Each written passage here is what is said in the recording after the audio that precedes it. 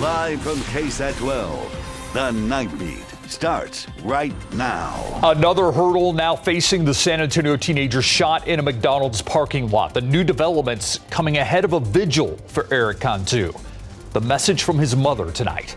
Plus, I just want to show tribute and pay respect and show the families we have not forgotten and we are with them.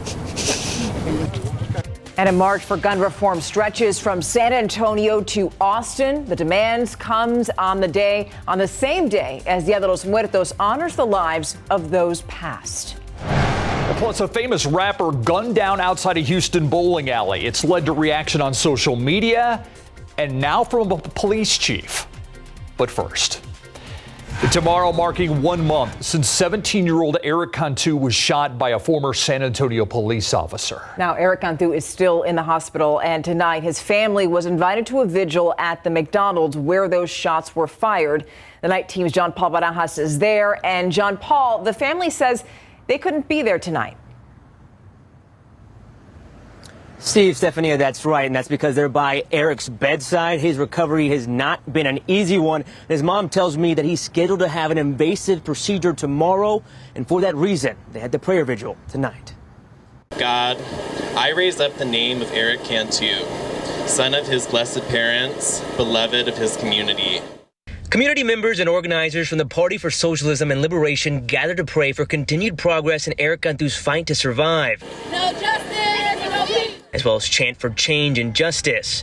Cantu's friends took time to speak to the crowd. I love my best friend. He's like a brother to me. He's family. And justice needs to be served for what that man did to my family. Nobody deserves to be shot that many times. Cantu's parents say he was shot at least 4 times back on October 2nd. Today, his mother, Victoria Cáceres, shared this statement that reads in part, James Britton didn't have to gun down my child. He didn't have to mutilate his young body with bullets. Eric's the light of our lives. All we want is for him to recover. I hope with the support of our community, we can work together to keep Eric's horrific case in the spotlight to not only get him justice, but also to ensure this never happens to anyone else. The ex-police officer is out on bond, and Eric Cantu is struggling for his life in the hospital. One police officer, any police officer, cannot be judge, jury, and executioner. And as mentioned, tomorrow marks 1 month since that shooting here at this McDonald's. The family says they've been living in the hospital with Eric the entire time. As for this statement, if you want to read the full statement, we'll have that on our website, KSAT.com. John Paul Barajas, KSAT 12 News.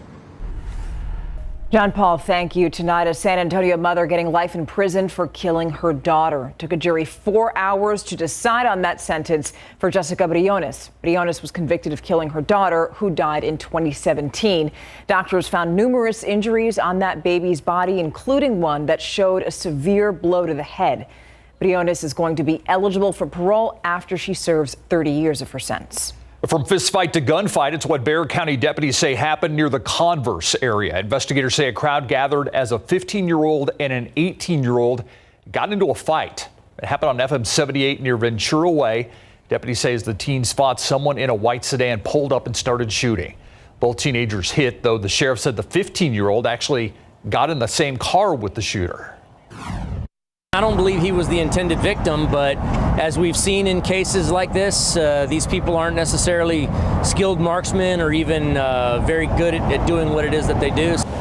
Investigators say the 15-year-old was dropped off at an address on a nearby street, but ambulances actually took both teenagers to BAMC to be treated. Today begins the official Day of the Dead holiday, and many people took the opportunity to honor victims of gun violence. A large crowd marched from Confluence Park to Mission Concepcion. Democratic leaders leading the group are demanding gun reform laws in Texas. They want something to change. I actually just graduated high school, and I used to live with that fear every day of having to, what if a school shooting happened? And the fact that it actually did happen, just so sad, because those are 21 victims, someone's kids.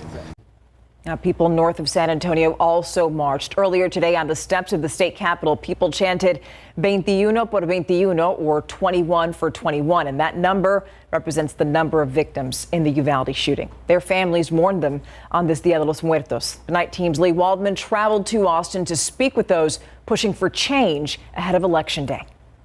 An ofrenda with the faces of the 21 victims killed at Robb Elementary was carried from the Capitol steps to the governor's mansion by the families still grieving the loss of their loved ones and fighting for change.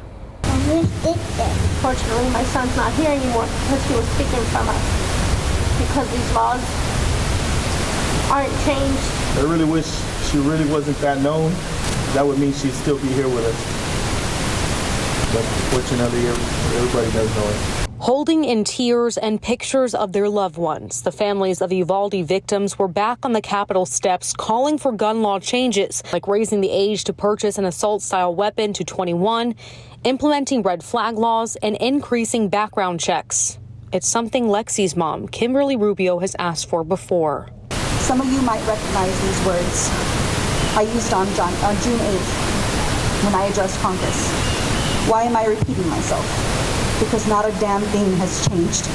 Carrying the ofrenda down the street to the governor's mansion, those calls continued, met with quiet sobs as marigolds were laid in tribute. It's a part of most of our cultures, but we shouldn't have to have our children on an ofrenda in front of the governor's mansion. I just appreciate all of us sticking together through it, you know. We're one big family. Now we're not 21 families anymore, just one big family. The hope was this Marcha de los Niños Children's March would encourage more people to get out to the polls and vote next week. One of the messages we heard today was that children's lives are on the ballot. At the governor's mansion in Austin, Lee Waldman, KSAT 12 News. And newly released 911 recordings shedding light on what law enforcement knew at Robb Elementary and when they knew it. Several media outlets, including CNN and the Texas Tribune, are now reporting on those calls from students and teachers inside Robb Elementary. The calls also illustrate the confusion at the scene. You can read about what was said during those calls right now on KSAT.com. Now to an Amber Alert that you may have gotten on your phones tonight. There are now pictures that you'll want to take a really good look at in this case. You see them right there, two pictures. Police in Rosenberg near Houston, Texas released these pictures tonight. They're looking for 1-year-old Leilani Ordóñez. She was last seen with Alexander Barrios Ordóñez. Police say that he's driving a green Ford truck. So if you've seen them, call police. And turning to the election now, it is official. We're 1 week away from election night. Early voting continues, and right now more than 217,000 voters have cast an early ballot. During the last midterm, more than 551,000 votes in total were cast in 2018. That's early votes and election day votes. Now remember, early voting will continue through Friday. And one of the races in Texas that's received national attention is the Texas governor's race. KSAT extended invitations 4 months ago to do sit-down one-on-one interviews with both candidates individually. The interviews would run during early voting. Only one candidate took us up on the offer. Tomorrow night, my interview with Beto O'Rourke, a man who is no stranger to Texas voters, but who is counting on issues like abortion, gun control, and the border to propel him to the governor's mansion. He also talks about his bond with the parents of the mass shooting victims in Uvalde. And the one question that surprised him, it's tomorrow night on the Nightbeat. And then Thursday, Governor Greg Abbott in Bexar County. We're going to cover his remarks and have them for you on the Nightbeat Thursday. Now for a look at some of today's big headlines in your Nightbeat News Flash. An 18-month-old baby shot at a Halloween party. Investigators say that this woman right here was playing with a gun when it went off and hit that toddler. 33-year-old Eloisa Fraga faces an aggravated assault charge. An arrest warrant says the bullet went through a phone that the baby was holding and then hit the baby's chest. The baby was taken to the hospital and police arrested Fraga the next day. Hyundai now recalling 44,000 SUVs over a fire risk. The company is now asking drivers to park their vehicles outside. Now, this recall involves certain 2018 Santa Fe Sport models. The SUVs have anti-lock brake computers that may malfunction and cause an electrical short and a fire. Now, if you take it to the dealer, they'll know to replace a fuse, and that should fix the problem. Also, a promising step toward fighting RSV. The respiratory virus we all know is sending more kids to the hospital in San Antonio, also across the country. But now, Pfizer says it has enough data to seek approval for an RSV vaccine. Pfizer says its study showed that their vaccine was 82% effective in preventing severe illness in babies. And if this is approved, it could be used on young patients by next winter. And that's a look at your Nightbeat News Flash. Low clouds are already settling in. They'll continue to drop through the night, and tomorrow morning anticipate some areas of patchy fog, and get used to it. It's going to be a common theme the rest of this work week. Noticeable humidity as well on the way, and then storm chances to round out the work week. I'll tell you more about what my thoughts are on the timing of that and what I'm expecting in just a bit. All right, Adam, thank you. Coming up, celebrations for Dia de los Muertos officially kicking off today. The new video out of Mexico and the new displays that are popping up right here in San Antonio. And a shooting mystery that left a well-known rapper dead. It's led Houston's police chief to share a message about what he thinks of the hip-hop community. We're going to hear from the chief and what investigators are now working with. It's next right here on the Night Beat.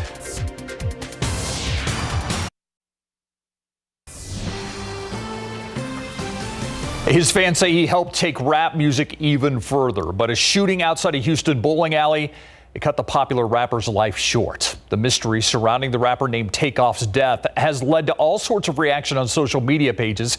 Houston's police chief making it clear police stand with the victim's family. He also took a moment to talk about the hip hop industry.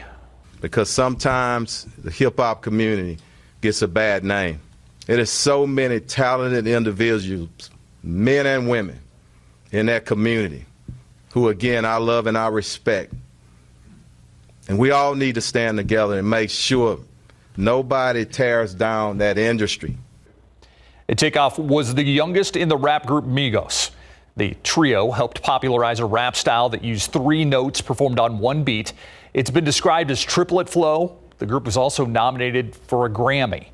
With all the success, people have questioned whether Takeoff was targeted or caught in the gunfire. Houston police say a private party at a bowling alley had just ended overnight, and when an argument began outside the building, shots were fired, and that's when Takeoff was hit. Based on what people say about him, he's well respected, nonviolent. I would not expect him to be involved, okay? But I do want to wait on the investigation. Investigators actually believe 2 guns were involved, but have not said how many suspects they're looking for. Officers trying to get in touch with witnesses who actually left the scene. All right, now switching gears to another big story. For the 38th time in a row, no one has hit the Powerball jackpot. So now that prize has climbed to $1.2 billion. Now, the next drawing is tomorrow. If someone's lucky enough to get the winning numbers, it's going to be the 2nd biggest jackpot in Powerball history and the 4th biggest in U.S. lottery history. So today we have new video coming to us from Mexico. A lot of people placing marigolds and candles as the Day of the Dead holiday begins today officially. Now today is dedicated to the children who have passed on and honors their memories, and tomorrow is dedicated to adults. Now, right here at home, the San Antonio Zoo has set up its own ofrenda for Dia de los Muertos. This display is going to remain in place tomorrow, and this particular altar honors San Antonio's animals. Guests are also being encouraged to bring a copy of a photo of their own pets to contribute to that altar. It's a good idea. Yeah, and also we want to tell you about this tomorrow. The Pearl is going to hold its own Dia de los Muertos event from 5 to 9 p.m. Right now you're looking at our live cam looking over downtown San Antonio. So the Dia de los Muertos, we're still celebrating that. 64 degrees right now, and we're talking about rain chances again. Yeah, rain. If you missed out on what we had last night and earlier this morning, another opportunity is coming down the pike, but don't get your hopes too high for this next one. Let's get right to our rain chances. I do want to point out a few very light showers or sprinkles the next couple of days. It's Friday evening when we have the chance for some thunderstorms and maybe even a rogue severe thunderstorm. Let's talk about it all with our weather pattern. Most of the rain today was east of San Antonio, especially between I-37 and I-10. Upper level system helping to kickstart that activity last night and earlier today. It's moving on out of here. What we're watching now is this big trough, this huge deep dip in the upper level flow. You can see it's causing precipitation from Canada all the way down to central California. This is going to continue to dig southward. And by the way, in its trek toward us, bring some good heavy snowfall to parts of the higher elevations of the Rockies. Anyway, this is going to dig southward, move our way, and also help develop a cold front and push that cold front through our neck of the woods later on Friday. Of course, there's still some time between now and then, so we'll be fine-tuning the details. But right now, it looks like we will be right on the tail end of the activity, as we often are around here, with most of the showers and storms farther to the north, especially just north of Austin, up through Waco and even Dallas-Fort Worth area and up into the plains. We'll be right on the tail end of it. So what I envision right now is basically a thin line or a thin broken line of thunderstorms moving fairly efficiently and quickly across our area Friday evening around sunset, give or take, and then clearing out Friday night. And we'll take what we can get. I don't like this record. We're still in first place for the driest year on record year to date in San Antonio. We just need a little over 1/10 of an inch. I'm crossing my fingers for Friday evening. At least have 1917 be the driest year to date so far. So, of course, we're watching that record that we don't want to hold through the end of the year, but we'll keep you updated. Dew points now at 60, and this is important, not just for comfort level, but the air temperature is going to drop down to about that dew point tonight. That's going to mean our air will be saturated and then lead to some areas of fog. And you'll really notice the stickiness, especially Thursday and Friday. And with that, this time of year we have longer nights, and that typically leads to fog. So expect areas of fog basically every morning the rest of this work week, and a break in the humidity just for the weekend. Let's talk temperatures quickly. 60s right now. 63 Bulverde, 64 at Stinson Airport, 63 Carrizo Springs, and even in the Hill Country, lower 60s. Tomorrow we'll start the day near 60 degrees, right near where that dew point temperature is right now. And then by the afternoon, seasonable, right near average. We get well into the 70s. Uvalde about 75, Canyon Lake 77, Bernie 75, and Castroville 77. So we'll start the day near 60 degrees. By noon, we'll be around 70, then 77 the high. We'll get rid of that morning fog, and by noon, I think we'll have a decent amount of sunshine, and then just a 10% chance of a brief stray shower tomorrow afternoon. I mentioned Thursday and Friday, the morning fog and noticeable humidity. High temperatures in the lower 80s, and then this weekend it's going to feel like fall. Sunny, 70s to near 80 for highs, and by Sunday morning back down to 49. A brief little dip in those morning temperatures. Along to go with that extra hour of sleep. Thank you. All right, the Spurs team, the players, have been dealing with a lot of distractions. Oh, my goodness. And now injuries. Now injuries are starting to mount up, and this is in particular to one of their first-round picks. When we come back, we'll let you know who's out and for how long, and the volleyball playoffs in high school begin tonight. Got them covered for you coming up.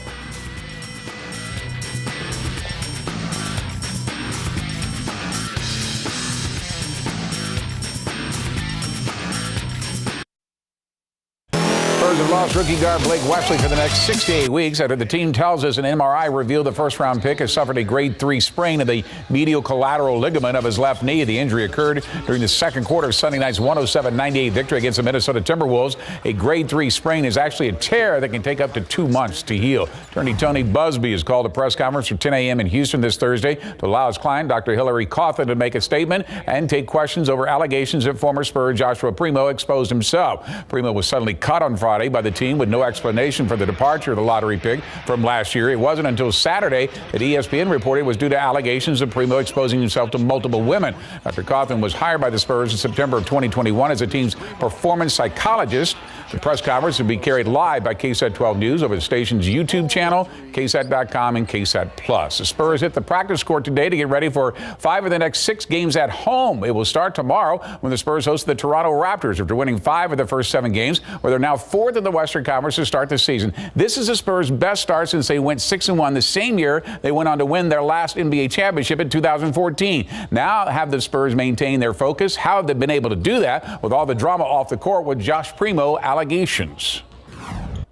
It's our job at the end of the day. We're getting paid to go out there and play basketball. Outside distractions, like, they're going to happen. Sometimes it's team related, sometimes it's in your personal life, but you still got to go out there and do your job and play your game. All right, here's the matchup that hosts the Toronto Raptors tomorrow at 7 o'clock at the AT&T Center.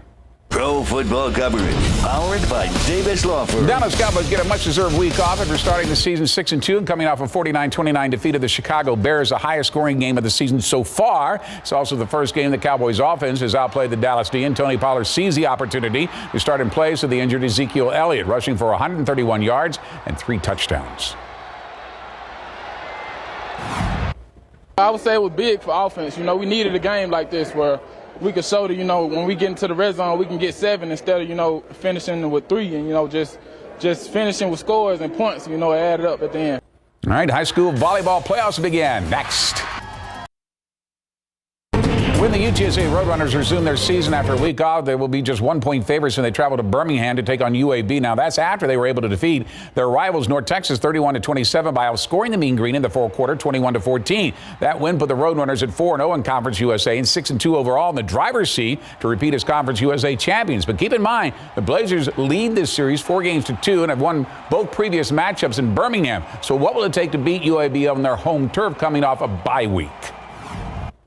Being physical. That's our motto, is run the ball and being physical. Physical toughness is this coach play of the week, and we're going to really try to out-physical them. We took a lot of pride in our recovery and our cryo and getting in the training room and getting our minds out kind of off of football and like our bodies off of football and taking a little step back and feeling good and coming into UAB. All right, kickoff on the road this Saturday against UAB will be at 2:30. Volleyball playoffs kick into high gear with the Class 6A bi-district round. Defending state champion Brandeis taking on Steele. Match tied at 1 set apiece. Quintana Tufoli hammers a spike to the back line. Knights lead 5-3 in the third, but the Broncos return fire first. Sophia Kuhn spikes it home to tie it up at 10. Then a few plays later, Lola Isaev gets the push shot to fall. Brandeis wins it 3-1 over Paul Taylor Fieldhouse. Class 5A bi-district round. MacArthur taking on Medina Valley. Panthers trail by a set, but they're in control of the second. Lexi Tedford over to Haley Hurtado for a spike down the line, 12-9. Medina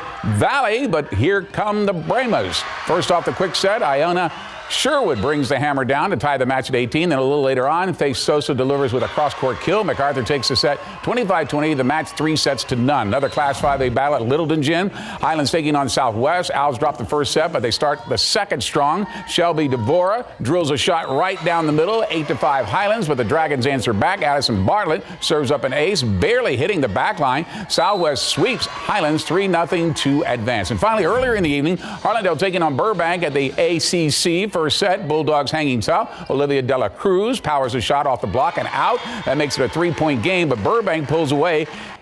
Kayla Reyes finds Emily Pettis for a spike down the line. The Indians sweep the Bulldogs 3-0. More highlights tonight on the BGC page at KSAT.com.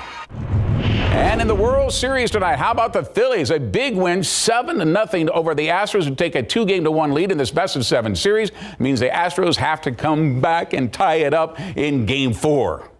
They have to. They must. They must. Yes, Yeah. they must. Thank you, Greg. Sure. We'll be right back in 2 minutes. A reminder, early voting continues this week. We have you covered with your voter guide for the midterm elections. You can take a look at polling locations, hours, and the full ballot on KSAT.com. Just click on this article. Again, Election Day, 1 week from today, November 8th. You got it.